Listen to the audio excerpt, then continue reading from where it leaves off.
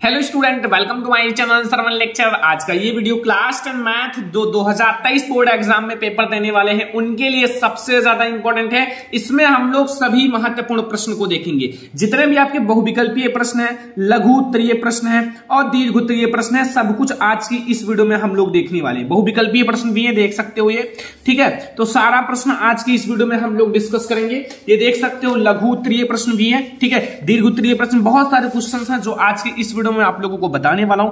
और इसमें जितने भी प्रश्न है वो बोर्ड एग्जाम में 100% वाले प्रश्न है। तो आज की इस वीडियो को लास्ट तक देखना, लाइक कर देना, शेयर कर देना, अगर चैनल पर नए हो तो सब्सक्राइब कर लेना, ठीक है। पहला प्रश्न देखो, लिखा हुआ है किसी धनात्मक पूर्णांक, ठीक है, p के लिए प्रत्येक धनात्मक विषम पूर्णांक का रूप होता है। ये वेरी इंपॉर्टेंट क्वेश्चन है, आपके बोर्ड एग्जामिनेशन में कई बार पूछा गया। और मैथ के क्वेश्चन अगर 1 से 2 बार 3 बार बोर्ड एग्जाम में आए तो वो सबसे ज्यादा इंपॉर्टेंट है। ये आपके बोर्ड एग्जाम से 3 से 4 बार पूछ चुका है, ठीक है। तो ऑप्शन नंबर ए है p, ऑप्शन नंबर बी है p+1, ऑप्शन नंबर सी है 2p and option number D है 2p+1। देखो किसी धनात्मक पूर्णांक p के लिए, ठीक है, धनात्मक विषम पूर्णांक का रूप होता है, तो वो हमारा जो रूप होगा वो 2p+1 के रूप का होता है। याद रखना, बोर्ड एग्जाम के लिए बहुत ही ज्यादा इंपॉर्टेंट क्वेश्चन है। आप लोग इसको याद रखना और बार बार रिवीजन करना, ठीक है। क्वेश्चन नंबर 2 अब आप लोग देखो, क्वेश्चन नंबर 2 में क्या पूछ रहा है, लिखा हुआ है पाई जो है ना, पाई है, पाई क्या है, ठीक है, ठीक है। तो पाई क्या है, ऑप्शन नंबर ए है एक पूर्णांक है, या बी है एक परिमेय संख्या, या सी है एक अपरिमेय संख्या, डी है इनमें से कोई नहीं। तो बच्चों पाई जो है ना, पाई की जो वैल्यू होती है वो 22/7 होती है। 22/7 एक परिमेय संख्या है। तो ऐसा मत सोचना कि इसकी वैल्यू परिमेय है तो पाई भी एक परिमेय ही होगा। माइंड में आएगा ना, ये क्वेश्चन जरूर आएगा, लेकिन ये ना सोचना इसका जो हमारा राइट आंसर होगा वो अपरिमेय है, तो वो इसकी वैल्यू जो है वो परिमेय है, बट ये जो खुद है ना वो अपरिमेय संख्या है, ठीक है। अगला क्वेश्चन देखो, क्वेश्चन नंबर 3 है, क्वेश्चन नंबर 3 कि समीकरण x - y = 2 एवं x + y = 2 का हल होगा। इसको आप लोगों को हल करना है। अब हल करने के लिए इतना तो आप लोगों का मैथमेटिक्स तेज ही है, हल कर सकते हो, बट अगर नहीं कर सकते हो तो मैं आप लोगों को बता देता हूं कैसे हल करना है, ठीक है। सबसे पहले आप लोग यहां देखो, जो आपका दिया है समीकरण दिया हुआ है, ठीक है। अब यहां से आप लोग x की वैल्यू y की वैल्यू निकाल सकते हो, ठीक है। जैसे हम लोग सबसे पहले क्या करेंगे, देखो ये तो दोनों समीकरण है ना, ये फर्स्ट समीकरण मान लो, ये सेकंड समीकरण, इनको जोड़ लो। जोड़ने का मतलब है इसको विलोपन विधि से जोड़ लो, ठीक है। तो ये हमारा 2 है और इसको जोड़ लोगे तो फिर ऐसे जोड़ लो, ठीक है। मैं कोई बहुत ऐसा बता रहा हूं कि सारे बच्चों को समझ में आ जाए। ये प्लस माइनस से कट जाएगा, ये हमारा 2x है तो 2 ये x 2x हो जाएगा, ये हमारा 2 4 हो जाएगा। और यहां से अगर x की वैल्यू देखी जाए तो 4/2 हो जाएगा। यहां से x की वैल्यू जो होगी वो हमारा 2 हो जाएगा। क्या हो जाएगा, 2 हो जाएगा। x की वैल्यू 2 है तो किसी भी समीकरण में x की वैल्यू रख दो। मान लो एक समीकरण में मैंने रखा, इसमें x की वैल्यू रख दिया तो x की वैल्यू 2 है, ये -y है इक्वल टू 2 है, ठीक है। अब यहां देखो, यहां हमारा -y इक्वल टू 2 है, ये -2 हो जाएगा, ठीक है। तो y की जो वैल्यू आएगी बच्चों वो हमारा 0 आएगा। क्या आएगा, 0 आएगा, 0 आएगा, ठीक है। तो हमें x की वैल्यू जो मिलेगी वो क्या मिलेगा, वो हमें 2 मिलेगा और y की वैल्यू 0 मिलेगी। तो इसका हमारा जो राइट ऑप्शन होगा वो है v, ठीक है। x की वैल्यू हमें 0 और 2 मिला और y की वैल्यू 0 मिला, ठीक है। मैंने सॉल्व करके दिखा दिया। अगला देखो, क्वेश्चन नंबर 4 लिखा हुआ है द्विघात समीकरण 3x² - 6x + 4 बराबर का विविक्तर है। यहां आप लोगों को विविक्तर ज्ञात करना है, ठीक है। अब विविक्तर ज्ञात करने के लिए मैंने आप लोगों को फार्मूला बता रखा है, ठीक है। अगर नहीं पता है तो सबसे पहले ये एक द्विघात समीकरण है। मान लो अगर कुछ ना समझ में आए मतलब, तो आप इस समीकरण से तुलना कर लेना, ax² + vx + c = 0 से तुलना करने पर।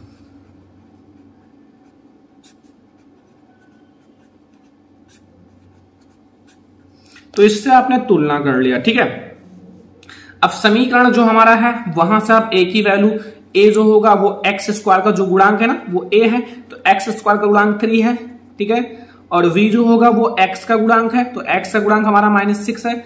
और c जो होगा वो हमारा 4 है, ठीक है। क्या है, 4 है। सारी वैल्यू मैंने रख दिया। अब यहां से आप एक फार्मूला विविक्तर का है, d = v² - 4ac। यहां से आप v वेक्टर याद कर लो, v की वैल्यू है -6 का स्क्वायर कर लो, एंड यहाँ 4 है, a की वैल्यू 3 है इंटू 4 है, ठीक है, c की वैल्यू 4 है, यहां से आपका 36 हो जाएगा और यहां से आपका 16 एंड 16 को 3 बार यानी कि 48 हो जाएगा। तो यहां से हमारा -12 आंसर हो जाएगा, -12, ठीक है। तो यहां आपका जो ऑप्शन हमारा सी है ना -12, ये सही हो जाएगा, -12 हमारा सही हो जाएगा, ठीक है।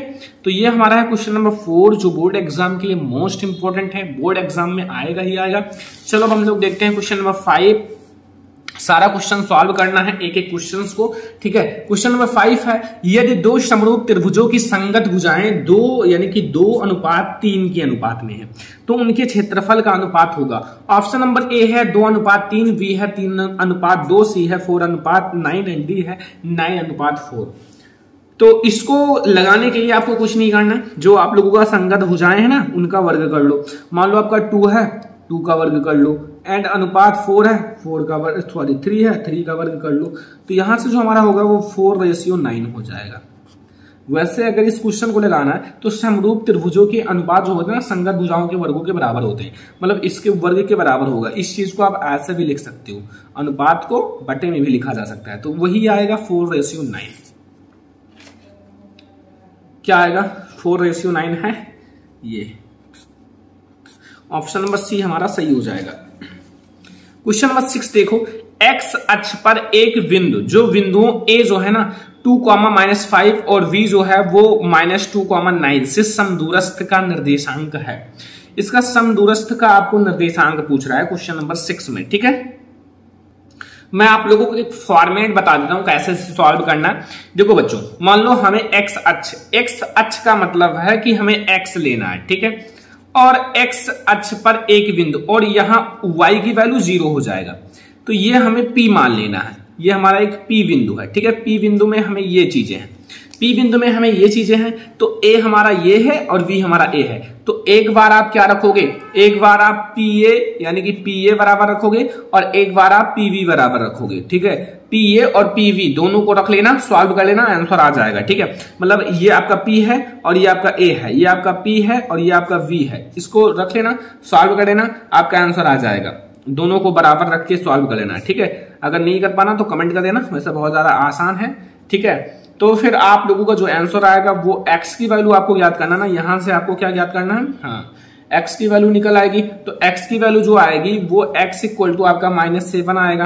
अब x इक्वल टू हमारा -7 आया तो -7 और y की वैल्यू 0 है, तो -7, 0 हमारा निर्देशांक हो जाएगा।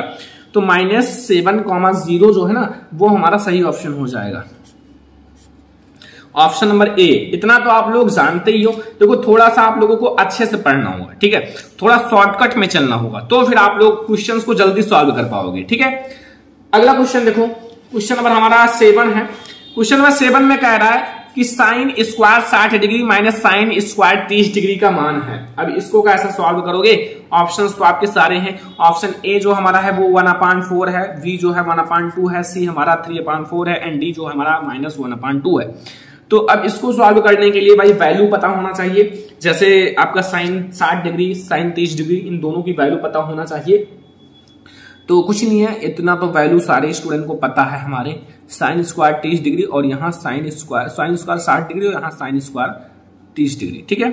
तो वैल्यू रख दो, जैसे हमारा sin स्क्वायर 60 डिग्री की जो वैल्यू होती है वो √3/2 होता है और इसका वर्ग कर लेना, ठीक है। अब देखो यहाँ हमारा इसकी जो वैल्यू होती है वो 1/2 होता है, इसका भी वर्ग कर लो, ठीक है। वर्ग कर लिए, अब इसका वर्ग करोगे 3/4 हो जाएगा, इसका करोगे ये 1/4 हो जाएगा।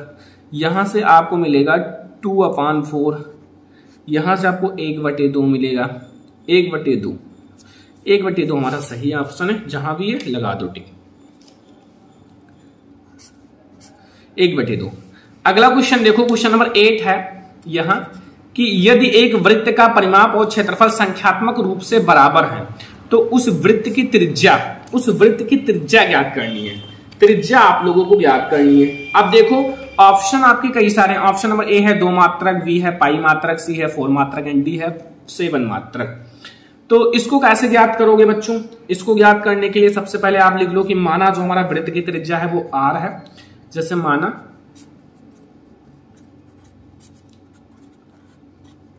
जिसमें हमें त्रिज्या ज्ञात करनी है, तो वृत्त की त्रिज्या मानना पड़ेगा। तो मैं आपको एक एक क्वेश्चन सॉल्व करके बता रहा हूं कि ज्यादा समझ में आए। अब वृत्त का जो परिमाप होता है वो 2πr होता है, मैं शॉर्ट में बता रहा हूं। और वृत्त देखो यहां लिखा ना, वृत्त का परिमाप और क्षेत्रफल संख्यात्मक रूप में बराबर है, एक दूसरे को बराबर दिखाया गया। और इसका क्षेत्रफल जो होता है वो πr² होता है, ठीक है। तो पाई से पाई कट जाएगा, एक आर से एक आर कट जाएगा, और यहां से त्रिज्या r = 2 मात्रक मिल जाएगा। 2 मात्रक हमें मिल जाएगा, यही हमारा आंसर हो जाएगा। ये हमारा 2 मात्रक ऑप्शन हमारा ए वाला सही है, ठीक है। अगला क्वेश्चन देखो, क्वेश्चन नंबर 9। क्वेश्चन नंबर 9 में पूछ रहा है कि एक ठोस को एक आकृति से दूसरी आकृति में रूपांतरित करने पर नई आकृति का आयतन है। ऑप्शन नंबर ए है बढ़ेगा, बी है घटेगा, सी पहले के समान, डी है 2 गुना। देखो एक आकृति को दूसरी आकृति में, मान लो इस गोले को इसमें बदल दिया गया, तो भाई कुछ निकाला नहीं गया उसमें से, ना 1 ग्राम कुछ बढ़ा है ना घटा है, ना इसको इसमें से कुछ निकाला गया है, तो पहले के समान रहेगा ना। जैसे 1 किलो है, 1 किलो का आप लोग 1 किलो ही बनाओ, ठीक है। तो फिर क्या प्रॉब्लम है, सही है। अगला क्वेश्चन नंबर 10 है कि 1 से 15 तक की सम संख्याओं का समांतर माध्य होगा। 1 से 15 तक का सम संख्याओं का, तो 1 से 15 यानी कि सम संख्याएं 2 हैं, 4 हैं, 6 हैं, 8 हैं, 10 हैं, 12 हैं, 14 हैं, ठीक है। इसमें कितने हैं, 1 2 3 4 5 6 7, तो इसको 7 से भाग दे दो, जितने हो ना उतने से भाग दिया जाता है 7। तो बच्चों इसको जब आप लोग 7 से भाग दोगे ना, तो फिर इसको आप काउंट कर लो कितना है, यहां काउंट कर लो 6 12, ऐसे काउंट कर लेना, 20 10 30 30 10 40 40 2 42 42 10 54 2 56 हो जाएगा, बटे में 7 8 हो जाएगा ना, 8 हमारा सही ऑप्शन है, 8, ठीक है। तो इसमें मैंने आप लोगों को 10 वैसे ऑब्जेक्टिव बताए हैं जो वेरी इंपॉर्टेंट है, मतलब बच्चा यहां से पढ़कर ऑब्जेक्टिव्स को कुछ ना कुछ सॉल्व कर सकता है।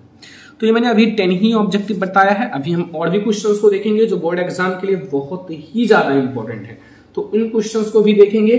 तो एक एक क्वेश्चंस को देखते हैं। पहला प्रश्न देखो, ठीक है। ऑब्जेक्टिव सभी आप लोगों के लिए और सारा 100 ऑब्जेक्टिव लाया जाएगा, 100 ऑब्जेक्टिव एक साथ, बट अभी मैं आप लोगों को जो बता रहा हूं उसको जरूर पढ़ लेना, बोर्ड एग्जाम के लिए बहुत ज्यादा इंपॉर्टेंट है। इस क्वेश्चन में पूछ रहा है कि वेरी इंपॉर्टेंट है, देख लो, 2 अंकों से बनी किसी संख्या के अंकों का योग 9 है, ठीक है, 9 है। यदि संख्या के अंक उलट दिए जाएं तो बनने वाली संख्या मूल संख्या से 27 अधिक है, 27 अधिक है, तो संख्या ज्ञात कीजिए। तो आप लोगों को संख्या ज्ञात करना है, ठीक है। तो सबसे पहले आपको यहां मानना पड़ेगा बच्चों, माना सबसे पहले हम लोग मानेंगे कि जैसे आपका दहाई का अंक, जो दहाई का अंक है ना, दहाई के अंक को हम लोग मानेंगे कितना, x, ठीक है। और अब हम लोग तथा इकाई का अंक, तथा इकाई का अंक,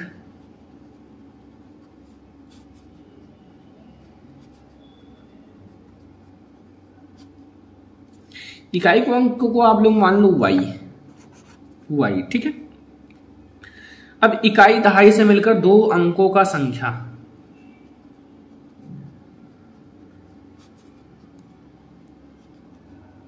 दो अंकों की संख्या भी बन जाएगी। अगर इकाई दहाई पता है तो इकाई दहाई से ही अंक की संख्या बनती है। तो इकाई हमारा कितना है, इकाई हमारा y है, और प्लस दहाई, दहाई में 10 से गुणा करना पड़ेगा ना, तभी तो दहाई होगा। तो 10x प्लस y ये हमारा दहाई है, ठीक है। अब अगर अंक जो है ना बदलने पर प्राप्त संख्या, अंकों को बदलना है ना, तो अंक बदलने पर प्राप्त संख्या, अंक बदलने पर प्राप्त संख्या। अब हमें अंक बदलना है, अंक बदलने का मतलब हमने x और y को अंक माना है, तो x और y को ही तो बदलना है ना। तो x और y को बदलने के लिए मान लो हमने x रखा है, तो यहाँ 10y रख दो और प्लस x रख दो, बदल दिया ना, x को इधर कर दिया, y को इधर कर दिया, ठीक है। अब अकॉर्डिंग टू क्वेश्चन की दोनों संख्याओं के अंकों का योग 9 है। अगर हम इन दोनों संख्याओं को जोड़ लेना, मतलब कहने का मतलब है x और प्लस y को कर लें, 2 संख्याओं का अंकों का योग 9 है, तो यही चीज बता रहा है। और इसको आप इक्वेशन नंबर फर्स्ट नाम दे देना। देखो बहुत अच्छे से समझ में आ रहा होगा क्योंकि आप लोगों के अकॉर्डिंग में समझा रहा हूं, ठीक है। फिर कह रहा है यदि संख्या के अंक उलट दिए जाएं तो बनने वाली संख्या मूल संख्या से 45 से अधिक है। अगर संख्या के अंक, पहले दोनों को एक दूसरे को बराबर रख लो, मतलब जो हमारा ये क्या है, ये हमारा जो है मतलब एक बनने वाली संख्या, एक मूल संख्या। तो हमारी जो मतलब बनने वाली संख्या है उसको पहले रख दो, जो ये बनने वाली संख्या है, और ये हमारा है मूल संख्या 10x प्लस वाई। लेकिन कह रहा है कि बनने वाली संख्या जो है ना, यदि संख्या के अंक उलट दिए जाए तो बनने वाली संख्या जो है मूल संख्या से 27 अधिक है। जो बनने वाली ये संख्या ना 27 अधिक है, तो इसको बराबर करने के लिए हमें इसमें 27 जोड़ना पड़ेगा जो मूल संख्या उसमें, ताकि दोनों बराबर हो सके, इक्वल हो सके। ठीक है, तो इसमें जब आप जोड़ोगे, अब यहाँ आप कैलकुलेशन कर लो, मतलब यहाँ से आपका y इधर आएगा 10x और यहाँ x है, माइनस में 10x रहेगा तो ये माइनस 9x हो जाएगा। ठीक है, घट जाएगा, मैं आपको बता रहा हूँ डायरेक्ट। और यहाँ से आपका 10y है, यहाँ 1y आएगा तो यहाँ से प्लस में 9y हो जाएगा। क्या हो जाएगा? प्लस में 9y, और इक्वल टू ये हमारा 27 है। देखो इसमें आप सभी में 9 से भाग दे सकते हो, तो 9 से भाग दोगे तो यहाँ x हो जाएगा और यहाँ प्लस, ये आपका माइनस है, y हो जाएगा, और बराबर 9 तेईक 27। इसको आप समीकरण नंबर 2 नाम दे देना। देखो बहुत अच्छे से समझ में आ रहा होगा। ठीक है, अब समीकरण 1 तथा समीकरण 2 को जोड़ने पर, जो हमारा समीकरण फर्स्ट है, समीकरण 1 तथा समीकरण 2 को जोड़ने पर, इन दोनों को जोड़ना है। ठीक है, इन दोनों को जब आप जोड़ोगे, मान लो हमारा समीकरण फर्स्ट है x plus Y equal to 9 और समीकरण सेकंड है minus X plus Y equal to 3। ठीक है, इन दोनों को हमें जोड़ना है। इन दोनों को जोड़ना है तो फाई, देखो ये आपका प्लस माइनस से कट जाएगा। ठीक है, कट गया। अब यहां से आपका ये 2y हो जाएगा और ये हमारा हो जाएगा 12, 9 and 3 12 है। ठीक है, 9 और 3 ऐड हो जाएगा। यहां से y की वैल्यू जो आएगी वो 12/2 आएगा इक्वल टू 6। यहां से हमें y की वैल्यू मिली है। अब y का मान किसी भी समीकरण में रख सकते हो। y का मान समीकरण 1 में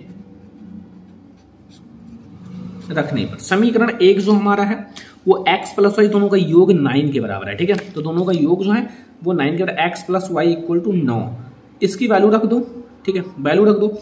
वैल्यू हमारा x का जो है वो 6 है, तो ये 6 है और इक्वल टू 9। ठीक है, x इक्वल टू 9 माइनस 6, तो x की वैल्यू जो आएगी वो 3 आएगा। कितना आएगा? 3 आएगा। अब हमें संख्या भी ज्ञात करनी है ना, संख्या जो हमारी संख्या है, तो संख्या देख लो। संख्या जो होगा ना वो हमारा है 10x plus Y, 10x plus Y जो हमारी मूल संख्या है। तो यहाँ x से मल्टीप्लाई कर दो, प्लस 6 जोड़ लो, 30 6 36, ये हमारी संख्या हो जाएगी। और हमें संख्या ही ज्ञात करना था, संख्या ज्ञात करना था, जो हमें 36 मिला है 36, यही हमारा आंसर हो जाएगा। ठीक है, ये हमारा क्वेश्चन नंबर फर्स्ट है, देख लो। अब हम लोग देखेंगे अगला क्वेश्चन, जो हमारा क्वेश्चन नंबर सेकंड है। देखो ये आपका एक बहुत ही ज्यादा इंपॉर्टेंट गुणनखंड है जो कोई नहीं बताएगा। सबसे ज्यादा एनसीईआरटी का हार्ड गुणनखंड यही है। तो अब आप लोग इसको ध्यान से देखो, फिर देखो आप लोग कर पाते हो कि नहीं कर पाते हो। अगर कर लेते हो तो अच्छी बात है, नहीं कर पाते हो तो भी कोई दिक्कत नहीं, मैं आप लोगों को बताऊंगा। ठीक है, लिखा है गुणनखंड विधि द्वारा समीकरण 3x square minus 2 root 6x plus 2 equal to 0 के मूल ज्ञात कीजिए। इसके मूल ज्ञात करना है। ठीक है, तो मूल ज्ञात करने के लिए आप लोगों को क्या करना होगा? देखो सबसे पहले आप लोग इसको सॉल्व करो। देखो सबसे पहले आप जो लिखा है इसको नोट कर लो हल करके। जो समीकरण है यह है 3x square minus 2 root 6x plus 2 equal to 0। ठीक है, अब देखो ये हमारा 6 हो जाएगा, मतलब गुणा करने पर 6 आना चाहिए, जोड़ने घटाने पर 2 रूट 6 आना चाहिए। तो बच्चों बहुत आसान है। देखो अगर आप रूट 6 और प्लस रूट 6 करोगे ना तो 2 रूट 6 हो जाएगा, जो इसके बराबर है बीच में। और जब गुणा करोगे ना तो 6 यानी कि 6 हो जाएगा। ठीक है, तो इस चीज को आप कैसे लिख सकते हो? रूट 6 है ना, तो इसको आप ऐसे तोड़ सकते हो, रूट 6 और प्लस में रूट 6 और यहाँ x बाहर का लेना, प्लस 2 इक्वल टू 0। ठीक है, यहाँ 3x square minus root 6x और minus root 6x plus 2 equal to 0। ठीक है, यहां से आपको कॉमन क्या लेना है? यहां से आपको कॉमन लेना पड़ेगा रूट 3 कॉमन लेना पड़ेगा। रूट 3 जब आप कॉमन ले लोगे ना तो फिर यहाँ एक रूट थ्री ही बचेगा और यहाँ x root three x common ले लो, ठीक है, एक्स भी साथ में लेना पड़ेगा, एक्स लोगे तभी तो यहाँ हमारा साथ में, और यहाँ आपका रूट टू बचेगा केवल, यहाँ से आप रूट टू कॉमन ले लो, यहाँ आपका रूट थ्री एक्स बचेगा और एक रूट ले लिया तो एक ही रूट बचेगा, वो है माइनस में रूट टू बराबर 0। अब देखो एक बार आपको ये जो ब्रैकेट वाला है ना ये वाला लेना है और एक बार जो आपका बाहर है, तो दोनों बराबर ही हैं, root three x minus root two है और वो भी इतना ही है, root three x minus root two बराबर 0, दोनों को बराबर 0 कर दो, यहाँ root three x minus root two equal to 0, तो फिर यहाँ हो जाएगा अंडर रूट थ्री एक्स बराबर under root two, x equal to two root three, sorry यहाँ 3 कर लो और रूट पूरे पे कर लो, ठीक है। दूसरा भी इतना ही आएगा, under root three x minus under root two equal to 0, यहाँ से x की वैल्यू वही आएगी 2/√10, तो ये हमारा दोनों मूल हो जाएगा, क्या हो जाएगा, दोनों मूल हो जाएगा, यही हमारा मूल है। रूट एक तो दोनों मूल में एक साथ लिख देता हूं, जैसे यहाँ एक मूल है ये, दूसरा मूल भी यही है, ठीक है। यह है क्वेश्चन नंबर 2। देखो जितना समझा रहा हूं सारे समझो, ठीक है, जितना क्वेश्चंस बता रहा हूं मेहनत करके उतना पढ़ो, ठीक है। अगर आप आज इतना पढ़ लेते हो तो फिर आप काफी आगे निकल चुके हो, ठीक है। क्लास में ये सब नहीं बताएंगे, आप मान लो स्कूल ज्वाइन करते हो, क्लास जाते हो, कुछ नहीं, ये सब नहीं बताएंगे आपको। यहाँ जो चीजें पढ़ाई जा रही है वो आपको अपर लेवल का, जो एक टॉपर करता है वो चीजें पढ़ाई जाती हैं, ठीक है। तो थोड़ा सा मेहनत करना, ध्यान से पढ़ना, ठीक है। अब ये क्वेश्चन आपने स्कूल में पढ़ा होगा, लेकिन ये नहीं बताए होंगे कि ये क्वेश्चन वेरी इंपॉर्टेंट है। इससे ज्यादा फोकस जो कम इंपॉर्टेंट और बहुत ज्यादा लॉन्ग है उस पर करते होंगे, लेकिन ये बोर्ड एग्जाम के लिए बहुत ज्यादा इंपॉर्टेंट है, तो आप उस पर फोकस करो जो इंपॉर्टेंट है। आपने पढ़ा तो सब कुछ, लेकिन ये नहीं पता कौन सा इंपॉर्टेंट है कौन सा नहीं इंपॉर्टेंट है, तो इतना तो जानना जरूरी है ना, क्योंकि इंपॉर्टेंट ही बोर्ड एग्जाम में आता है। तो देखो इसको हमें इसके बराबर यानी कि cot A minus cos A बटे cot A plus cos A बराबर कॉसेक ए माइनस 1 और कॉसेक ए प्लस 1 के रूप में सॉल्व करना है, हल करना है बराबर, ठीक है। तो इस चीज को हम लोग सॉल्व करते हैं एक पक्ष को लेकर। तो सबसे पहले कॉट ए को हम लोग हल देखो बच्चों, कॉट ए को हम सब क्या लिख सकते हैं, कॉट ए को हम सब लिख सकते हैं कॉस ए बटे में साइन ए, ठीक है, ऐसा लिखा जा सकता है।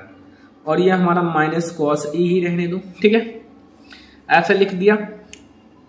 अब नीचे भी वही हाल है, कॉट ए को कॉस ए बटे में साइन ए लिखा जा सकता है और ये प्लस कॉस ए रहेगा, ऐसा लिख सकते हैं ना।